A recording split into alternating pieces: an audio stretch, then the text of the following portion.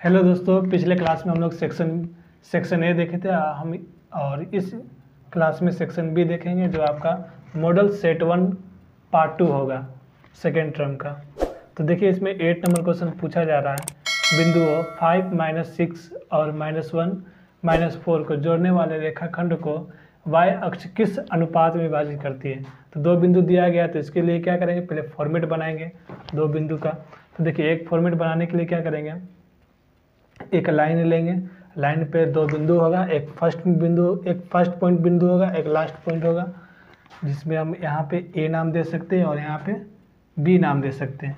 तो ए में जो बिंदु पूछा गया 5 -6, यहाँ पे -1 -4, तो ए में हम 5 -6 सेट करेंगे और बी में -1 -4 सेट करेंगे। उसके बाद इसका नाम दे देंगे x1 y1 और इसका x2 y2। अब ये दोनों के बीच में एक पॉइंट रेखाखंड का मतलब क्या है, टुकड़ा में करेंगे, इसको दो पार्ट में बांटेंगे। दो पार्ट में जब बांटते हैं इसको, तो m1 और m2 नाम दिया जाता है। तो अब देखिए दोस्तों, यहाँ पे एक्स वाई है, तो एक्स वाई देखिए यहाँ पे कैसे पता चलेगा, y अक्ष किस अनुपात में विभाजित करती है। तो y अक्ष दिया है, तो इसमें y अक्ष जब दिया रहेगा तो y का y रहेगा और x क्या हो जाएगा, 0 होगा। अब यहाँ देखिए 0y आप लोगों को समझ में आ गया होगा। अब यहाँ से सोल्व करते हैं। ठीक है, चूँकि x = 0 क्यों लिखे, क्योंकि यहाँ पे x = 0 है, इसी x जो है आपका 0 है, तो इसलिए x = 0 होगा। यहाँ पे लिखेंगे चूँकि x = 0, इसलिए आप देखिए यहाँ पे x का फॉर्मूला हम पुट करते हैं। x का फॉर्मूला हो जाएगा m1x2 + m2x1 by m1 + m2 = 0। 0 क्यों होगा, क्योंकि हम ये x का फॉर्मूला यहाँ पे पुट किया और = साथ में चल रहा था 0, तो साथ में चलेगा। अब देखिए, इसलिए यहाँ पे इस फॉर्मूला के जगह पे इस नंबर को पुट करना पड़ेगा, ये दोनों बिंदु को। अब देखिए देखिए यहाँ पे m1 का m1 ही रहेगा इंटू x2। देखिए आप x2 यहाँ पे मिलाइए, x2 क्या है, -1 है, तो -1 मल्टीप्लाई -1 हो जाएगा। फिर प्लस देखिए m2, देखिए m2 का m2 रह जाएगा आपका, क्योंकि m2 कुछ दिया नहीं है, यहाँ पे भी m1 कुछ नहीं दिया है, इसलिए m1 और m2 साथ में इसी तरह से लिखेंगे। अब देखिए मल्टीप्लाई में क्या होगा, x1 पूछा जा रहा है, तो x1 देखिए यहाँ पे x1 क्या है, 5 है, तो x1 मल्टीप्लाई में हो जाएगा आपका x1 5 हो जाएगा। अब उसके बाद देखिए बटा में m1 + m2 है, तो अब m1 + m2 कुछ नहीं दिया, तो सेम इसी तरह से m1 + m2 फार्मूला के फॉर्मेट पे उतार देंगे। अब देखिए दोस्तों, यहाँ तक समझने के बाद इसके आगे सॉल्व करते हैं। तो इसके आगे सॉल्व करने के लिए हमें क्रॉस मल्टीप्लिकेशन करना पड़ेगा, तब आगे जाके सॉल्व होगा क्वेश्चन। अब देखिए, इसको क्रॉस मल्टीप्लिकेशन में क्या कर सकते हैं, यहाँ पे 0 के नीचे हम 1 ले सकते हैं। अब इसके आगे देखिए कैसे सॉल्व करेंगे। अब देखिए, इसको हम इससे मल्टीप्लाई करेंगे, नीचे 1 से मल्टीप्लाई करेंगे। क्रॉस का मतलब इस तरह से मल्टीप्लाई कर सकते हैं, यानी कि इसको हम इससे मल्टीप्लाई करेंगे, इसको इससे मल्टीप्लाई करेंगे 0 से। अब देखिए m1 × -1 + m2 × 5 है, इसको 1 से मल्टीप्लाई करेंगे तो इतना ही सेम यही नंबर आ जाएगा। तो इसको हम यहाँ पे लिख सकते हैं m1 × -1 + m2 × 5, इस तरह से हम उतार सकते हैं इसको, क्योंकि 1 से मल्टीप्लाई करेंगे तो सेम इसी तरह से उतर जाएगा। अब देखिए इसको टू कीजिए, उसके बाद ये नीचे वाले नंबर को m1 + m2 को आप 0 से मल्टीप्लाई कीजिएगा, तो इसका आंसर हो जाएगा आपका 0। यानी कि m1 + m2 को हम मल्टीप्लाई करते हैं 0 से, तो इसका रिजल्ट क्या हो जाएगा, 0 हो जाएगा। ये आपको ध्यान रखना है, तो 0 हो जाएगा। अब इसके आगे सॉल्व करते देखिए, अब यहाँ पे प्लस यहाँ माइनस है, प्लस माइनस करेंगे तो माइनस हो जाएगा, माइनस m1 को मल्टीप्लाई करेंगे 1 से तो m1 ही आएगा। तो यहाँ माइनस m1 प्लस, अब m2 को सेम इसी तरह से मल्टीप्लाई करेंगे, तो m2 को 5 से मल्टीप्लाई करेंगे तो 5m2 = साथ में 0 चल जाता है, 0 दिए।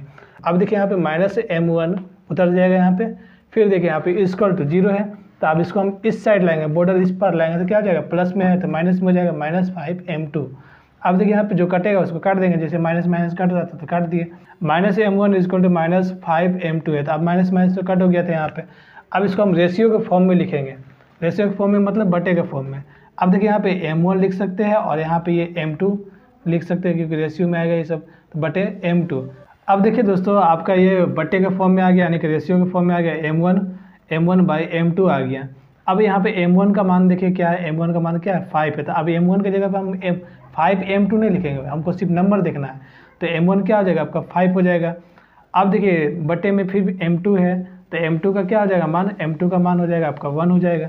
अब 1 है। अब देखिए जैसे कि x = y लिखते हैं आप, तो x का मान कितना होता है, y होता है। अब इसके आगे देखिए, अब इसको इसलिए लिखेंगे, इसलिए m1 रेशियो m2, यानी कि रेशियो के फॉर्म में हम लिखेंगे m1 रेशियो m2। इसको हम लिख सकते हैं, जैसे बटे में है तो हम इसको रेशियो में लिख सकते हैं, m1 रेशियो m2 लिख सकते हैं, यानी कि m1 अनुपात m2 में लिख सकते हैं, ठीक है। अब यहाँ पे m1 देखिए, m1 क्या दिया गया आपका 5 दिया गया था, 5 नीचे लिख लीजिए, फिर रेशियो दे करके m2 लिख लीजिए, m2 क्या हो जाएगा 1 हो जाएगा। ये आपका आंसर यहीं तक खत्म होगा। क्वेश्चन नंबर 9 देखिए, उस त्रिभुज ABC का क्षेत्रफल ज्ञात कीजिए जिसके शीर्ष दिया गया 5 2 A में, फिर B में दिया गया 4 7 और C में दिया गया 7 - 4 है। अब देखिए इसमें क्षेत्रफल ज्ञात करना है जिसमें 3 शीर्ष दिया गया, तो इसको हम ट्रायंगल बनाएंगे, उसके बाद तीनों का नाम देंगे ABC, और A आपका क्या दिया गया 5 2 दिया गया तो 5 2 देंगे, फिर B में 4 7, फिर C में 7 - 4। अब सब में x1 y1 लिखेंगे, तो A में लिखिए x1 y1, B में लिखेंगे x2 y2, C में लिखेंगे x3 y3। अब यहाँ देखिए कैसे लिखेंगे, सोल्व में लिखेंगे, माना कि A का निर्देशांक x1 y1 क्या दिया गया 5 2 दिया गया था, B का निर्देशांक x2 y2 आपका 4 7 दिया गया, C का निर्देशांक x3 y3 आपका 7 - 4 दिया गया। इसलिए अब देखिए यहाँ पे त्रिभुज का क्षेत्रफल का फॉर्मूला पुट करेंगे, त्रिभुज का क्षेत्रफल का फॉर्मूला पुट करेंगे तो त्रिभुज का क्षेत्रफल क्या हो जाएगा, त्रिभुज का क्षेत्रफल हो जाएगा हाफ, बड़ा ब्रैकेट रहेगा दोनों तरफ से, फिर उसके अंदर में रहेगा आपका x1, फिर स्मॉल ब्रैकेट के अंदर y2 माइनस y3 प्लस फिर x2, फिर ब्रैकेट में रहेगा y3 माइनस y1, फिर प्लस x3, फिर ब्रैकेट में रहेगा y1 माइनस y2, फिर बड़ा ब्रैकेट से लॉक हो जाएगा। यानी कि ये आपको फॉर्मूला याद कर लेना है, तभी जाके ये क्वेश्चन सॉल्व होगा। अब देखिए हाफ x1 क्या था आपका, यहाँ से मिलाएंगे, x1 5 था तो 5 पुट किए। अब देखिए इसके आगे ब्रैकेट का मिडिल ब्रैकेट का यूज़ करेंगे, उसके बाद फिर y2 का देखेंगे, y2 क्या है, y2 देखिए 7 तो 7 पुट किए, फिर -7 में था माइनस उतरा, फिर y3 देखिए यहाँ पे y3 -4 उतरा, फिर इसको मिडिल ब्रैकेट से लॉक कर देंगे, फिर प्लस x2 देखिए, x2 क्या 4 है, फिर मिडिल ब्रैकेट लगेगा, फिर y3 देखिए y3 -4, फिर -7 में उतरेगा, फिर y1 का वही वैल्यू पुट करेंगे, y1 क्या है 2 है, 2 पुट किए, फिर प्लस, फिर मिडिल ब्रैकेट दे करके फिर प्लस आगे बढ़ेंगे, x3 देखिए, x3 क्या है यहाँ पे, x3 7 है तो 7 पुट किए। अब यहाँ पे देखिए y1 क्या, देखिए y1 क्या है आपका, y1 2 है, 2 उतर जाएगा, फिर साथ में माइनस था माइनस उतरा। अब y2 देखिए, तो y2 आप देख लीजिए यहाँ पे कहाँ पे, y2 यहाँ पे 7 है, तो y2 7 है तो 7 उतर जाएगा। अब इसको बड़ा ब्रैकेट से लॉक कर देंगे। अब इसके आगे तो आप सॉल्व कर ही लीजिएगा, आप तब समझा दें इसको हाफ। अब यहाँ पे देखिए 5 इंटू, यहाँ पे मिडिल ब्रैकेट है तो इसका मतलब क्या हो गया इंटू हो गया, यानी कि इंटू। अब यहाँ पे देखिए 7 है, यहाँ पे माइनस क्या हो जाएगा प्लस हो जाएगा, यानी कि 7 4 11 हो जाएगा, 11 उतर जाएगा, फिर प्लस ये उतरेगा, फिर ये 4 का 4 उतर जाएगा यहाँ पे, फिर यहाँ पे देखिए मिडिल ब्रैकेट है तो मल्टीप्लाई लगेगा, फिर यहाँ पे देखिए माइनस, ये माइनस प्लस होगा, 4 2 कितना हो जाएगा 6 हो जाएगा, बड़ा के आगे क्या साइन है माइनस का साइन है तो -6 उतर जाएगा, फिर प्लस यहाँ पे 7 उतरेगा, फिर यहाँ पे देखिए मल्टीप्लाई में आएगा क्योंकि ब्रैकेट है, मल्टीप्लाई में उतरेगा, फिर यहाँ पे देखिए 2 में से 7 जाएगा, 7 में से 2 जाएगा कितना होगा 5 होगा, ये माइनस में आ जाएगा तो -5 उतर जाएगा, फिर बड़ा ब्रैकेट से लोग।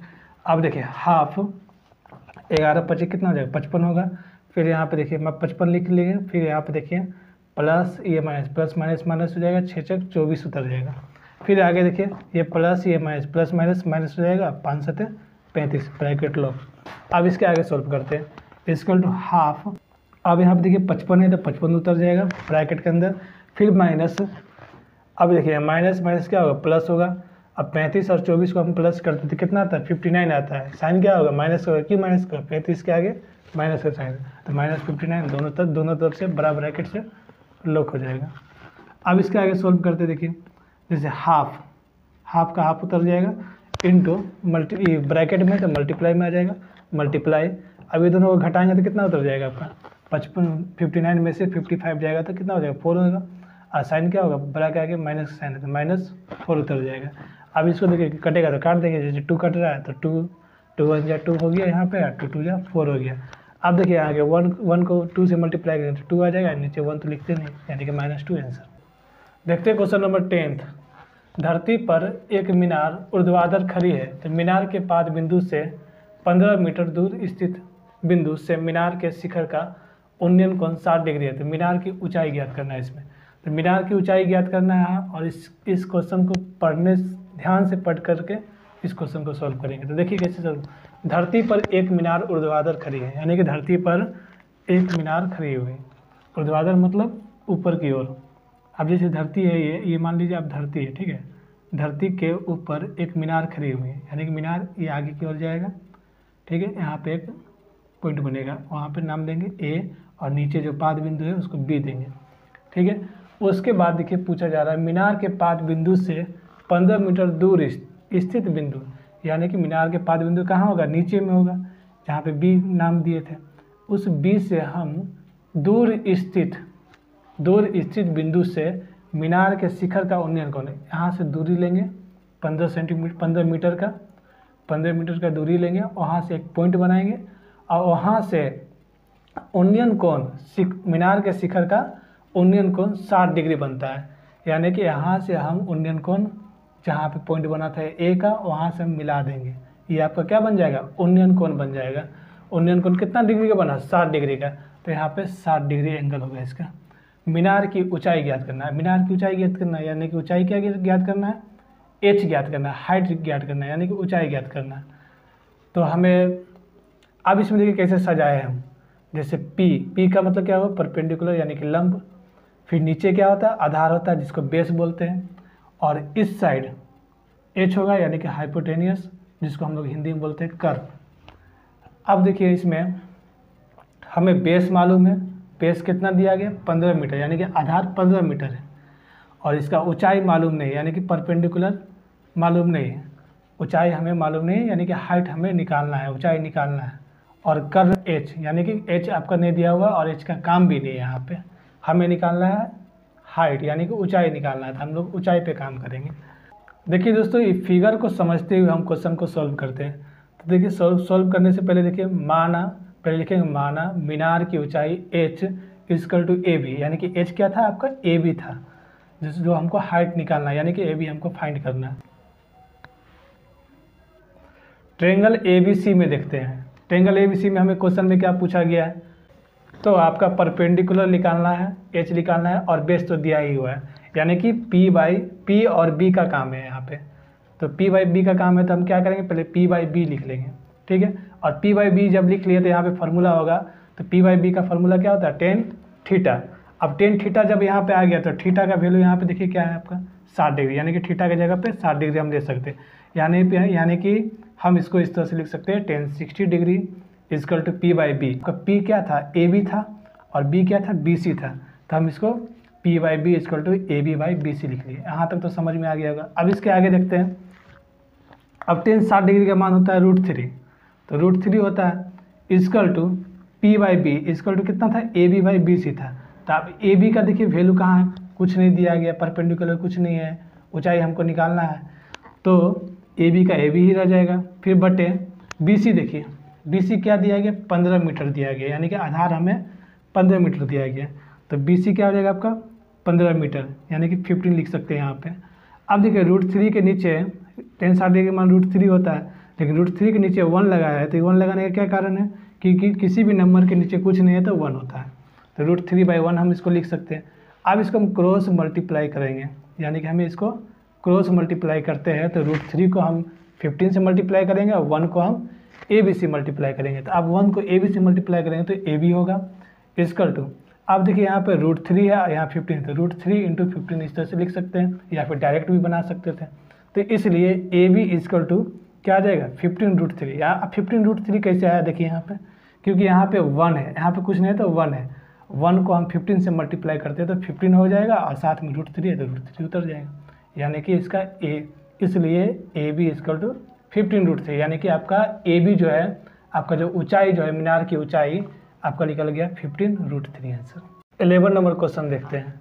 यदि tan A equal to cot B हो तो सिद्ध कीजिए कि A + B equal to 90 degree. हमें सिद्ध करना है A + B equal to 90 degree. तो अब इसको सोल्व करते हैं। तो देखिए 10A equal to coat B है, तो इसको सेम इसी तरह से उतारेंगे, उसके बाद सोल्व करेंगे। 10A का मतलब हो गया टेन थीटा। टेन थीटा का फार्मूला हम यूज़ करेंगे, फार्मूला के हिसाब से चलेंगे। तो क्या होगा, टेन थीटा इक्वल टू क्या होता है, कोट 90 माइनस थीटा। तो थीटा की जगह पे यहाँ पे ए लिया गया था, तो यहाँ पे भी हम कोट 90 माइनस ए लिख लेंगे। उसके बाद इक्वल टू कोट भी है, तो सेम इसी को हम उतार देंगे। कोट भी, कोट कोट आपको मिल रहा है आपस में, जब इस साइड कोट है और इस साइड भी जब कोट रहता है, तो इसका एक रूल है, जो जब कोट कोट मिल जाएगा तो इसको कोट कोट को हम काट देंगे। तो आप देखिए इसको एक लाइन फिर से हम यहाँ पे लिखेंगे और ये कोट और कोट को हम कट करेंगे, जो बच जाएगा उसको फिर आगे सोल्व करेंगे। अब देखिए क्या बचा, 90 माइनस ए, तो 90 माइनस ए उतर जाएगा, इक्वल टू बी बचा था, बी उतार दिए। अब देखिए यहाँ पे 90 का 90 उतर जाएगा, इक्वल टू, अब इक्वल टू लिखने का कारण है कि ये माइनस ए को हम इस साइड भेजेंगे, बॉर्डर इस पार, तो माइनस ए को इस साइड भेजेंगे तो क्या आ जाएगा, प्लस ए आ जाएगा। प्लस ए जब आ गया तो प्लस बी आपका साथ में था, तो बी उतर जाएगा। अब देखिए 90 equal to A plus B, यानी कि आपका यहाँ पे फाइंड हो गया, लेकिन हम इसको सिस्टम से लिखेंगे इस तरह से, ए प्लस बी इक्वल टू 90। तो क्या करेंगे, इस ए प्लस बी को हम इधर की ओर लाएंगे, इक्वल टू दे करके इस 90 को हम इस साइड लेंगे, यानी कि A plus B equal to 90 degree answer. अब देखिए 11 के बाद का जो क्वेश्चन होगा वो आपका कंस्ट्रक्शन से रिलेटेड है। कंस्ट्रक्शन यानी कि रचना, इससे रिलेटेड है, जो कि आपका 12 नंबर होगा और 13 नंबर होगा। ये सब क्वेश्चन को हम कॉपी में सोल्व कर देंगे। और आपको इसमें पता होगा कि सेक्शन ए से आपका 7 क्वेश्चन रहेगा 1 to 7, जिसमें 2-2 मार्क्स का रहेगा सब। इसमें से हम क्या करेंगे, 5 क्वेश्चन को हमको एग्ज़ाम में सॉल्व करना है, 5 क्वेश्चन को मात्र, 7 में से 7 क्वेश्चन दिया रहेगा एग्ज़ाम में, 5 क्वेश्चन को सॉल्व करेंगे। अब इसी तरह से सेक्शन बी का आपका 8 नंबर से स्टार्ट होगा, यानी कि 8 to 14 तक आपका क्वेश्चन रहेगा सेक्शन बी में, जो आपका 3 मार्क्स का रहेगा, 3 मार्क्स का रहेगा हर एक क्वेश्चन 8 के बाद से। और आपका इसके बाद 3 मार्क्स का रहेगा। अब इसके बाद सेक्शन सी भी आएगा, सेक्शन सी, जिसमें आपका 15 से लेकर के 15 to 19 तक क्वेश्चन रहेगा, जिसमें 15 to 19 तक क्वेश्चन रहेगा, जो आपका 5 मार्क्स का रहेगा, हर एक क्वेश्चन 5 मार्क्स का रहेगा। तो ये सभी क्वेश्चन को मैं सॉल्व करूँगा इसी यूट्यूब चैनल पे। सेट 1 मॉडल सेट 1 कंप्लीट होने जा रहा है आपका मॉडल सेट 1, आप लोग बने रहे इस चैनल पे। तो ये सब आपको समझ में आ गया होगा। अब इसमें देखिए एक चीज़ और समझना होगा, जिसमें हम पार्ट 1 का वीडियो हम भेज चुके हैं, 1 से लेकर 7 तक का क्वेश्चन। अब ये पार्ट 2 वीडियो जाएगा, पार्ट 2 जो आपका रहेगा आपका 8 से लेकर के 8 to 11 तक रहेगा, यानी कि सेक्शन बी का 8 से लेकर 11 तक रहेगा। और इसमें जो कुछ क्वेश्चन जो बच गया होगा वो आपका पार्ट 3 में जाएगा, पार्ट 3 में जाएगा, पार्ट 3 में जाएगा। और मैं उसी वीडियो